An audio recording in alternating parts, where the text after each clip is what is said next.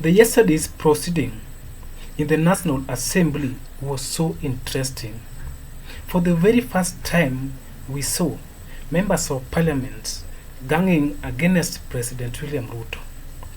Something that many Kenyans never expected to see. They were saying that the president is now out to ruin their reputation by connecting them with corruption and also extortions. And so, before we jump right into the deep analysis, I want to first watch and listen to the snippet of what was happening in the National Assembly. Honorable Speaker, get the head of state to come here and tell the Kenyans out there that was wrong. That whatever he said was out of order, and that so that people can, otherwise you go out there, what are people talking about us? It's bad out there.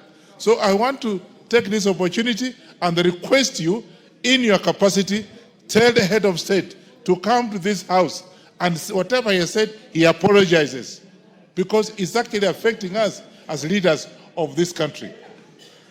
I think, members, that's what it is. Because out there, if you want to come back, I can tell you, it's not going to be easy. Because you are rich, you are poor, you don't take money out here because you are bribed and you are not giving money to the people out there. So, Mr. Speaker, I think I want to ask you, kindly get head of state here to come and tell this house so the Kenyans can hear that he was wrong. I think, members, actually, you agree with me. You agree with me. Let Ruto come here and tell the whole country that it was wrong for him to say what he has said. And if he's relying on King Odinga for his re-election, King Odinga died in 1994. Honorable Ferdinand are normally bashed. When you see the president accusing us of many things, or by my party leader, they know how important this house is. That is why they let us not also take them very serious. Because, you know why I'm saying that? Because everything also they want to do must come through this house. Even if for you to dissolve this NGCDF, there must be some work to be done here in Parliament. Who is going to do it? So, Mr. Speaker, let them have their say. We are going to have our way. That's the position. Let us give them the freedom to to have their say, and we also have I want to suggest, Mr. Speaker, that under Standing Order 191, where we have our Powers and Privileges Committee, the Powers and Privileges Committee, 191(1)(a), is allowed to summon any person to appear before it for the purposes of giving evidence or providing information. This house has been called the house of extortion. This house has been called a corrupt house. This house has been alleged to have received some 10 million. My suggestion, Mr. Speaker, authorize the Powers and Privileges Committee to summon the president, or if not the president, then the head of public service and the secretary to the cabinet to come and tell us about these allegations, because we don't know how to protect ourselves out there. I so submit, Mr. Speaker. Thank you, Mr. Speaker. Mr. Speaker, Parliament is under attack, Mr. Speaker. And if you go on social media, read a newspaper, switch on your TV, continuously, this house is under attack. And Mr. Speaker, it has gone to the level where it has even gone to the funds that go to the people that we represent. That is CDF and KERA and GAF and the other funds. Mr. Speaker, the executive must respect this house. Members of this house have stood with the executive.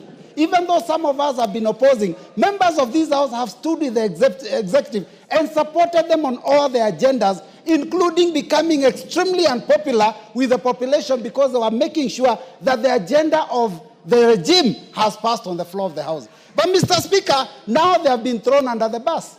It happened last year, even after passage of the finance bill, that the executive president again said that that bill was unpopular, and yet he's the one that had been telling members to support it. Mr. Speaker, I want to say that we must make sure that as a house we fight together. Mr. Speaker, there's something that is going on with the executive.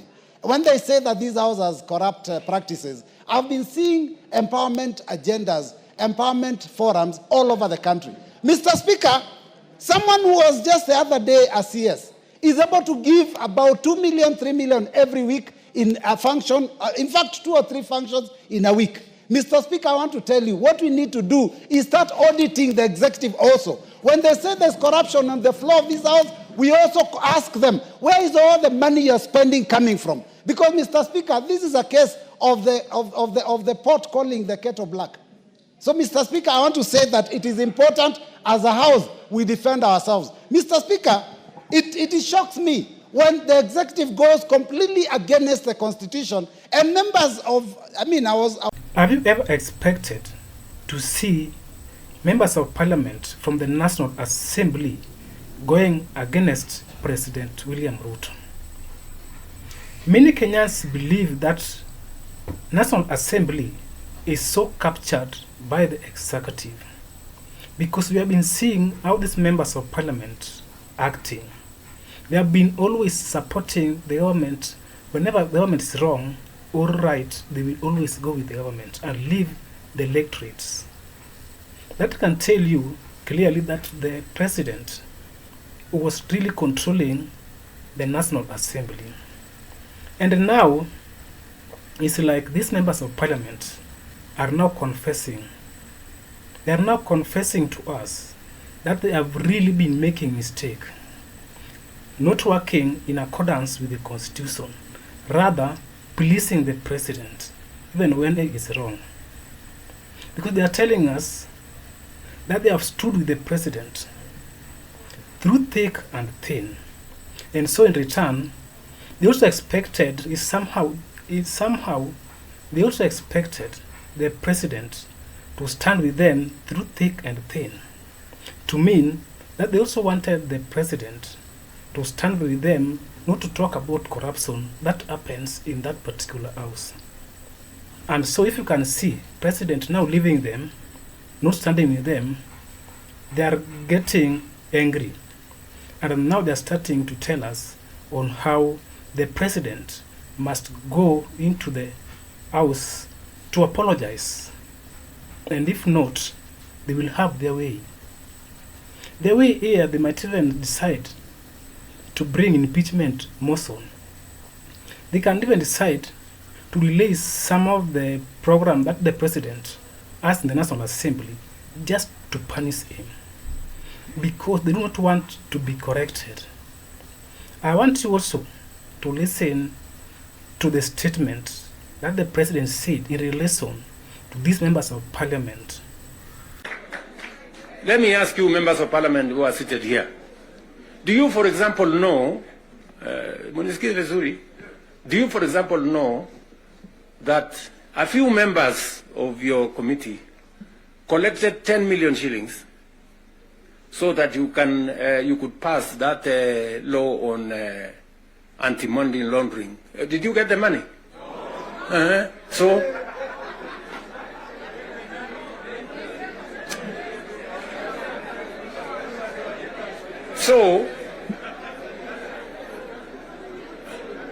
going forward, si tunataka tukubaliane, si we are one team. Yes, there are people who are destroying the credibility of parliament. And they are collecting money in the name of parliament.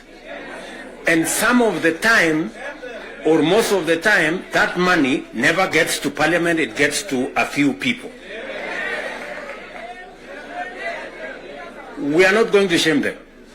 We are going to arrest them. Yes.